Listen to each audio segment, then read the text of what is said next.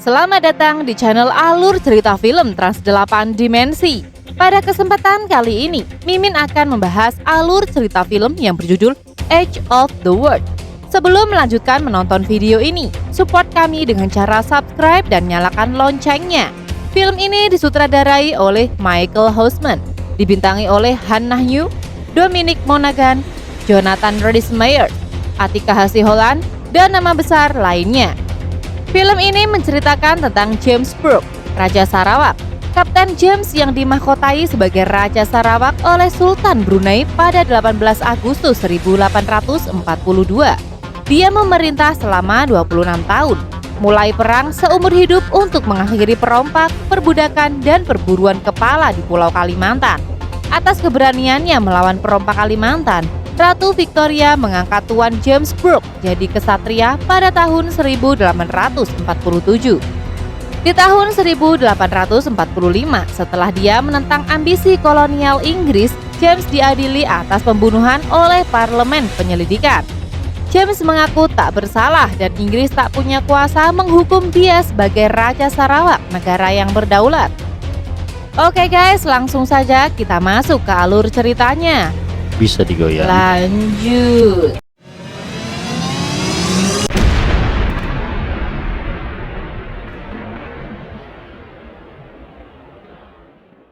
Diceritakan pada tahun 1839, masa kerajaan Inggris Raya, di mana kala itu Inggris menguasai separuh luasnya bumi.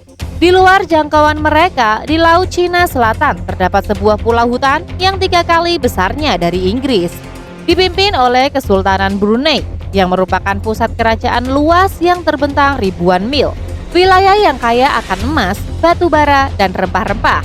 Wilayah itu berkecampuk perang saat penguasa Melayu dan pemberontak suku Dayak menentang kegagalan Brunei saat melindungi mereka dari para perompak yang bernama Lanun.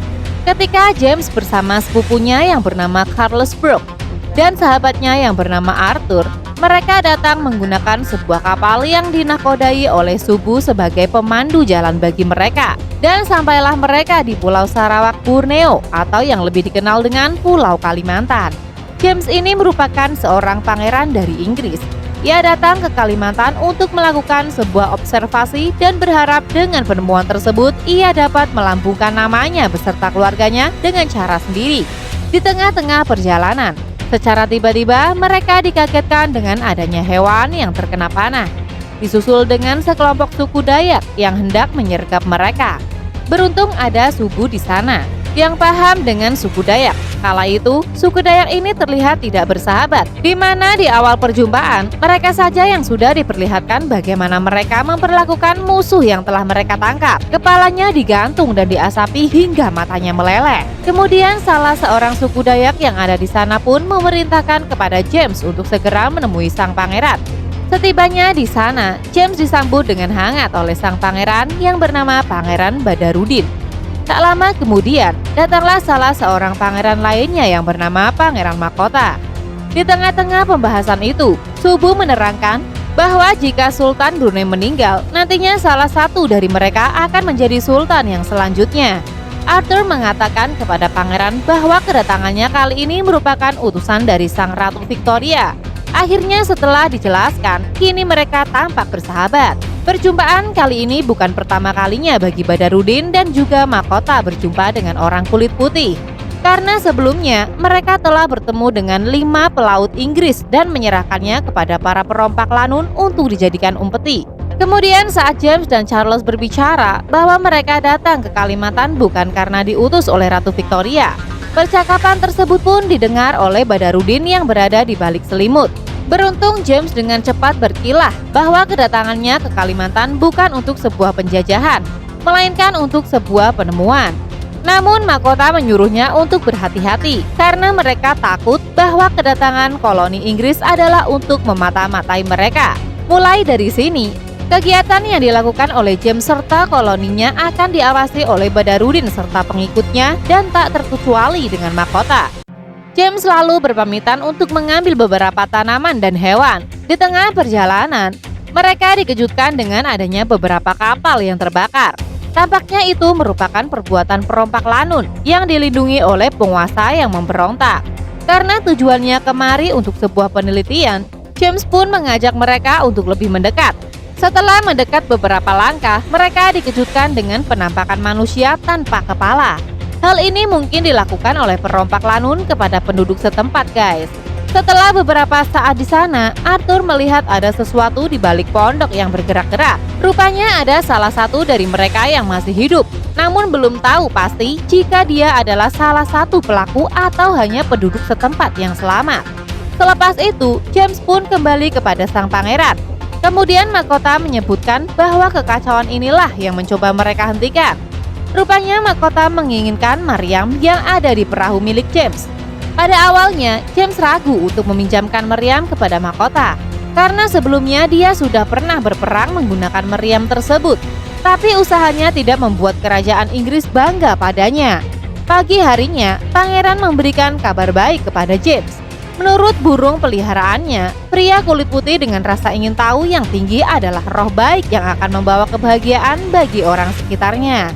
Ada satu tradisi Dayak yang kemungkinan besar akan merusak tatanan dunia apabila hal ini dihalalkan, di mana putri Dayak diperbolehkan meniduri pria manapun sebanyak apapun mereka suka sebelum mereka menikah. Di sini James melihat perempuan yang sangat cantik yang bernama Fatima, sepupu dari Pangeran Badarudin, hadiah dari orang kaya yang nantinya dijadikan ratu bagi raja yang ada di Sarawak. Nampaknya James pun jatuh cinta kepada Fatima. Hal itu terlihat dari tatapan matanya yang sangat tajam. Saat James sedang mencukur jenggotnya, Fatima berkata kepada James bahwa James memiliki semangat yang sangat kuat. Dia pun bertanya berapa anaknya. James pun menjawab bahwa ia memiliki satu orang anak yang tinggal bersama ibunya. Dari sini tampak bahwa Fatima juga mulai menaruh perasaannya kepada James. Kemudian Gamis pun bertanya, apa itu semangat? Badarudin pun menjawab bahwa kekuatan seorang raja berasal dari semangatnya, kekuatan kehidupannya, vitalitas, dan diukur dengan jumlah istri, anak laki-laki, botak, kepala, dan penaklukan. Setelah mencukur jenggotnya dan selesai mengobrol, James pun dibawa ke sebuah tempat untuk menemui mahkota yang akan memberikan persembahan kepada James. Awalnya terlihat biasa-biasa saja, sampai setelah James melihat bahwa orang yang ia temukan kemarin akan dipenggal kepalanya di depannya. Hal itu membuat James langsung berteriak dan berkata, "Jangan!" Dan ternyata inilah maksud dari persembahan tersebut. Dengan santainya, mahkota pun mengambil sebilah pedang lalu memenggal kepalanya. Setelah itu, mahkota kembali menemui James. Kali ini ia mencoba merayu James untuk meminjamkannya sebuah meriam yang akan ia gunakan untuk membasmi para pemberontak yang ada di Sarawak. Dengan imbalan, Badarudin akan memberikan James beberapa keping emas untuknya. Tapi tawaran tersebut tidak menggoyahkan hati James. Ia kembali menolak untuk bersepakat dengan mahkota. Setelah mahkota meninggalkan James dari ruangan, ternyata Badarudin bersembunyi di balik pintu dan sudah tentu Badarudin mendengarkan percakapan mahkota yang sepertinya di sini terlihat bahwa Badarudin tak sependapat dengan mahkota.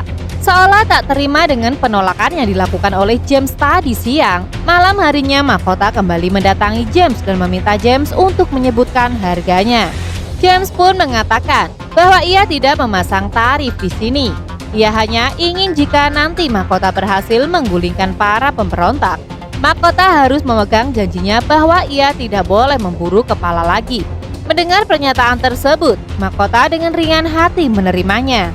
Tak lama dari itu, James kedatangan tamu dari Cina yang bernama Nyonya Lim.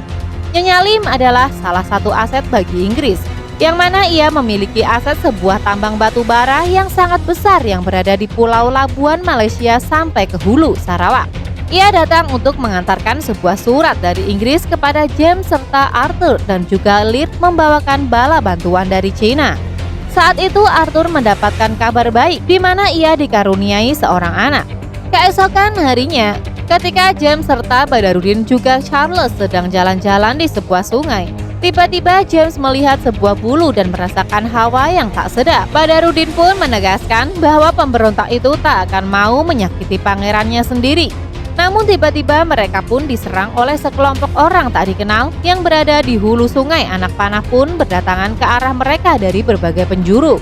Beruntung mereka pun selamat, walau mesti James harus terkena satu anak panah di punggungnya.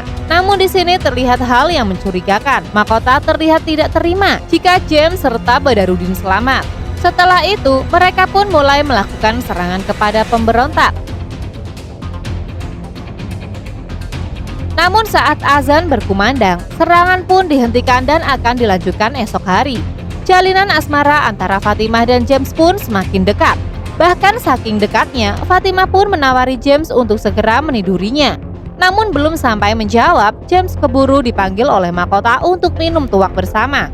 Keesokan harinya, perang melawan para pemberontak pun kembali dilanjutkan. Hingga pada suatu hari, di mana James berhasil membobol benteng pertahanan lawan. James dibuat tercengang dengan apa yang dilihatnya. Bagaimana tidak, ternyata mahkota membohonginya. Jika tempat yang ia serang sekarang bukanlah sebuah benteng, melainkan sebuah pengungsian. Mereka tak melindungi perompak lanun, bahkan untuk bertahan diri saja mereka tampak kesulitan. Malam harinya, karena James berhasil mengalahkan pemberontak, Pangeran Badarudin menawari sebuah tahta kepada James untuk menjadi raja di Sarawak. Hal itu karena Badarudin melihat sisi baik yang ada di diri James. Namun James menolak dikarenakan menurutnya ia tidak pantas menerima hal itu dan ia datang ke Sarawak hanya untuk melakukan sebuah penemuan, bukan untuk kekuasaan. Pagi harinya mereka semua berkumpul dan disinilah mahkota mulai secara terang-terangan menunjukkan pengkhianatannya kepada James. Yang mana mahkota membuat perjanjian baru, beberapa kepala akan ia penggal dan beberapa putri akan ia jadikan sebagai budaknya. Mahkota juga memerintahkan James untuk meninggalkan meriamnya dan pergi meninggalkan Sarawak. Tentu James tidak tinggal diam begitu saja. Ia kemudian mengambil keputusan dengan menerima tawaran dari Pangeran Badarudin, di mana ini akan dijadikan raja di Sarawak dan pemerintah di Sarawak. Dengan begitu, perjanjian yang dibuat oleh mahkota terpatahkan dengan adanya perjanjian baru yang dibuat oleh Pangeran Badarudin bersama dengan James. Karena telah menyelamatkan nyawanya, petinggi Ali yang merupakan kepala suku dari pemberontak menyampaikan terima kasihnya kepada James dengan memberikan 20 pasu beras dan 10 budaknya kepada mahkota sebagai pajak. Kemudian petinggi Ali juga bertanya berapa yang harus ia bayar untuk menebus hukumannya karena selama ini menjadi pemberontak. James pun menjawab bahwa ia hanya membutuhkan persahabatan dan kesetiaannya kepada James, termasuk tidak lagi memperbudak manusia. Hal itu sudah lebih dari cukup baginya. Petinggi Ali pun mengucapkan terima kasih karena Sarawak memiliki raja yang baik. Dengan begini, secara resmi James dinobatkan menjadi Raja Sarawak oleh Kesultanan Brunei. Namun begitu penobatan selesai, tiba-tiba mahkota datang dan mengatakan kata-kata kasar kepada James. Melihat hal itu, Badarudin memerintahkan kepada James untuk memenggal kepalanya sebagai bentuk semangat bagi seorang raja. Namun karena James ini orangnya berhati lembut, tentu James menolak hal itu dan mengatakan bahwa ia tidak memerintahkan seperti itu. Bukannya mengucapkan terima kasih kepada James, mahkota masih saja berwajah sinis dan kemudian pergi begitu saja guys. Dengan dinobatkannya James sebagai Raja Sarawak, Fatimah pun auto menjadi istri bagi James. Setelah itu Fatimah pun datang menjumpai James di kamarnya dan sudah tentu mereka akan melakukan ritual khusus. Keesokan harinya, Arthur yang tidak menyetujui keputusan James yang akan tinggal di Sarawak dan menjadi raja di Sarawak. Arthur kemudian marah dan pergi meninggalkan James dari Sarawak. Melihat hal itu, Carlos pun tidak punya pilihan lain selain ikut pulang bersama pamannya Arthur. Saat James mulai memerintah di Sarawak, kehidupan begitu tentram dan damai. Bahkan tak ada satupun pembunuhan yang terjadi, karena akan ada hukuman bagi siapapun yang ketahuan membunuh. Dari sini pun kehidupan di Sarawak mulai tertata dengan rapi. Hingga kemudian setelah 2 tahun lamanya James memerintah, Carlos pun datang bersama beberapa tentara Inggris. Di sini Carlos datang memberi kabar gembira bahwa Inggris mengajak Brunei untuk bersekutu dengan Inggris. Begitupun dengan Prancis dan juga Belanda.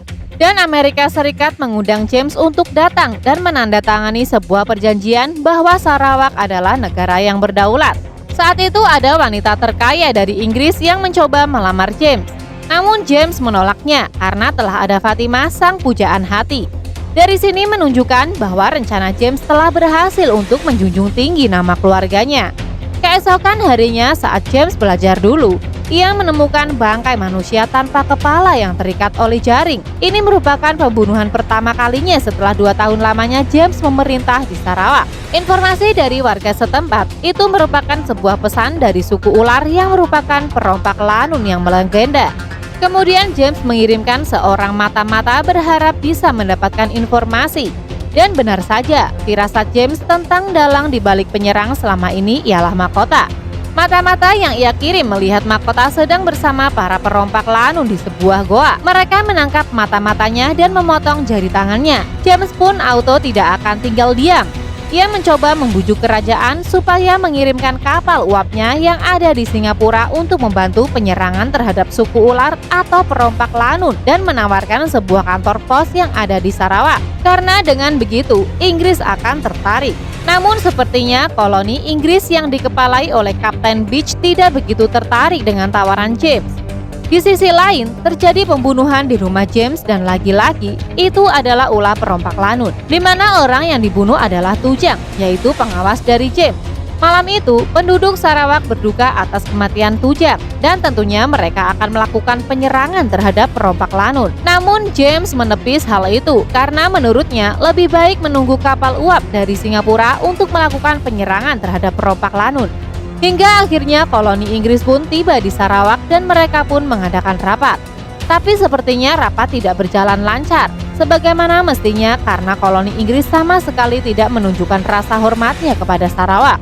Bahkan mereka berperilaku tidak sopan kepada Fatimah, khususnya Nyonya Elizabeth. Kemudian terjadi perbedaan pendapat antara dua belah kubu. Kapten Beach dari Inggris hendak menjadikan Sarawak menjadi koloninya, dengan imbalan kapal uap yang ia janjikan. Namun kubu Sarawak menolak untuk dijadikan koloni sebelum rajanya sendiri yang memutuskan. Akhirnya suku Dayak pun memutuskan hubungannya dengan James. Tinggal yang tersisa para pangeran serta bawahan petinggi Ali. Begitupun Fatimah yang mendapat perlakuan tidak enak dari para koloni Inggris, ia pun ikut bersama suku Dayak dan pergi ke Lundu.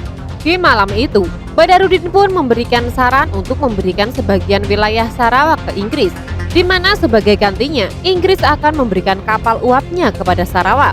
Namun James menepis hal itu karena ia tahu Inggris yang rakus akan kekuasaan. Mereka tidak akan mau jika hanya diberi secuil dari pulau kecil tersebut.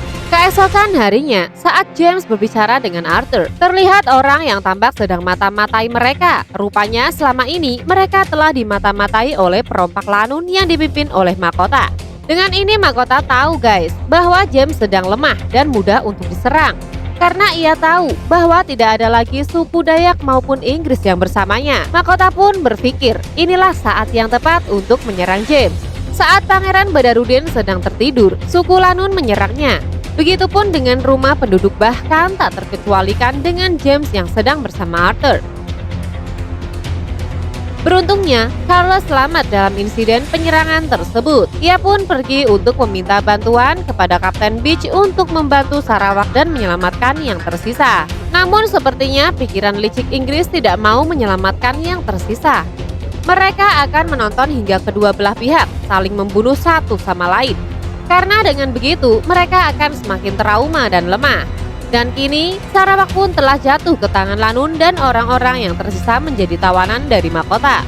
Parahnya lagi, sepupu James yaitu Kapten Arthur harus mati di sana. Beruntung James masih hidup dan ditemukan oleh Carlos dan juga Subu. Kemudian Subu pun menyampaikan pesan Badarudin kepada James sebelum ia mati.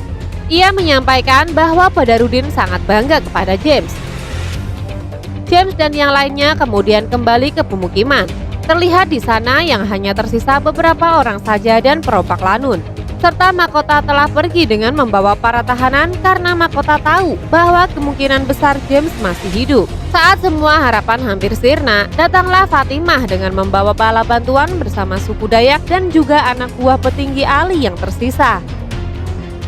Saat James bersama rombongan yang tersisa menjelajahi hutan, James menemukan beberapa orang yang mati dan itu merupakan orang perompak Lanun sendiri. Dari sini kemudian James sadar bahwa saat ini mahkota tengah sendirian di tengah kegilaan perompak Lanun. Ini merupakan kesempatan emas bagi mereka untuk menyerangnya guys. Namun James tidak tergesa-gesa. Ia menunggu hingga malam tiba karena dengan begitu perompak lanun akan mudah diserang dalam gelapnya malam.